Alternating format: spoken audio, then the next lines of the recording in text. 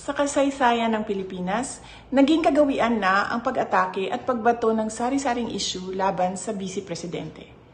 Marahil sapagkat ang Vice Presidente ang tumatayong pangunahing hadlang sa mga nangangarap maging Pangulo. Hindi ko ikakagulat kung dumami pa ang mga kaso, investigasyon, testigo paratang atake at paninira laban sa akin sa mga susunod na araw, linggo, buwan at mga taon. Naniniwala ako na may tamang panahon para sa lahat. Panahon ngayon ng aking pagtatrabaho. Tutuparin ko ang sinumpaang tungkulin. Uunahin ko ang mga tunay na suliranin.